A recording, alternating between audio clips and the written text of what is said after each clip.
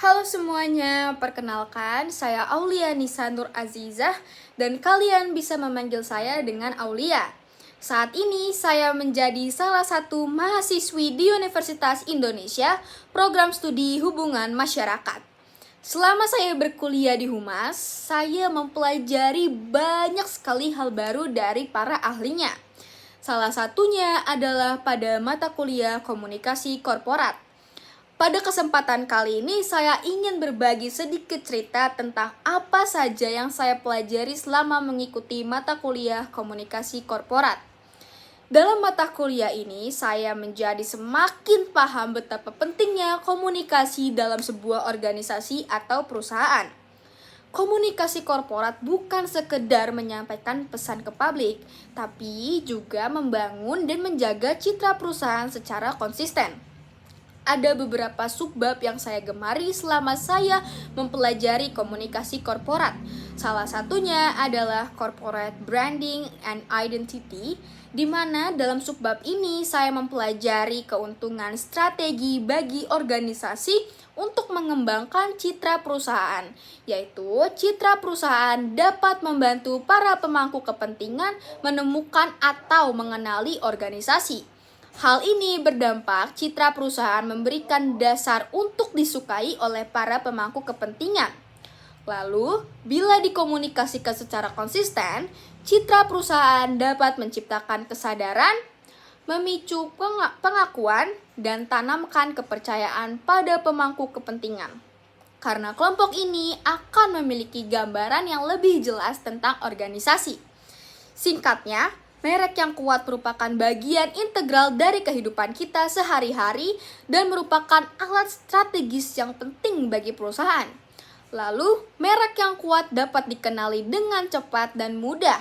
Tak hanya itu, merek yang kuat lebih dari sekedar iklan. Mereka adalah gambaran dalam pikiran kita. Dan yang terakhir, merek yang kuat menciptakan nilai bagi perusahaan. Lalu, mengapa kita harus membangun merek? Ada beberapa alasannya, diantaranya adalah merek dapat memberi wajah pada produk, merek yang kuat akan tampil beda dari kompetitor, merek yang kuat meningkatkan kepercayaan, merek yang kuat menarik bakat dan membuat karyawan kita bangga, merek yang kuat dapat diterima dengan harga yang lebih tinggi, merek yang kuat menghasilkan volume yang tinggi, dan merek yang kuat memiliki pelanggan setia dan akan dibeli lagi dan lagi. Lalu, subbab yang berhasil menarik perhatian saya selanjutnya adalah isu dan crisis management.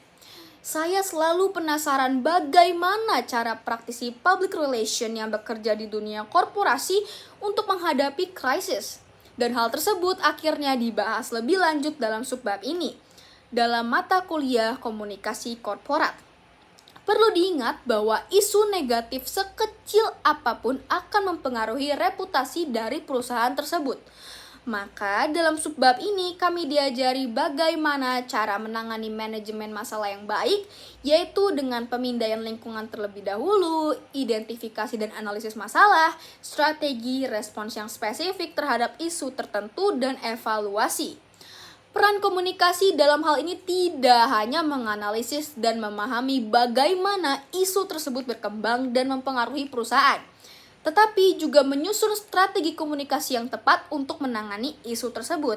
Kami juga mempelajari bagaimana isu bisa menjadi sebuah krisis dan kami juga mempelajari importance of stakeholders group.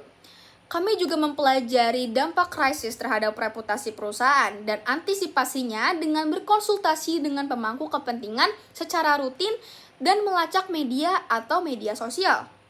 Dari hal ini kita belajar bagaimana tujuan komunikasi untuk melindungi reputasi perusahaan setelah krisis dan untuk membatasi kerusakan pada ceritanya. Lalu yang terakhir kami mempelajari crisis communication strategies, dari persepsi tingkat tanggung jawab yang rendah hingga persepsi tingkat tanggung jawab yang tinggi yang cukup berat. Pada materi ini saya sempat memiliki pertanyaan kepada dosen pengampu mata kuliah ini, yaitu Mbak Melisa. Saya bertanya, bagaimana jika kita telah mengutarakan berbagai strategi komunikasi namun krisisnya masih terbilang cukup tinggi, atau perusahaan tetap kehilangan public trust? Lalu Mbak Melisa menjawab dengan mengingatkan kembali, dengan rumus awal menciptakan reputasi yang baik adalah dengan kinerja yang baik ditambah dengan komunikasi yang baik. Sehingga jika kita ingin mendapat reputasi yang baik, tingkatkan kembali secara berulang kinerja dan komunikasi yang baik tersebut. Dari kuliah ini, saya belajar bahwa komunikasi bukan cuma soal berbicara, tetapi tentang membangun hubungan, menjaga kepercayaan, dan menciptakan nilai jangka panjang bagi perusahaan.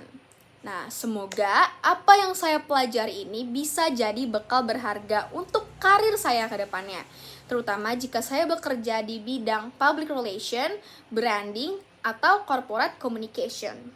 Terima kasih sudah menonton. Kalau teman-teman juga punya pengalaman belajar komunikasi khususnya di bidang komunikasi korporat, yuk sharing di kolom komentar. Sampai jumpa di video selanjutnya. Bye-bye.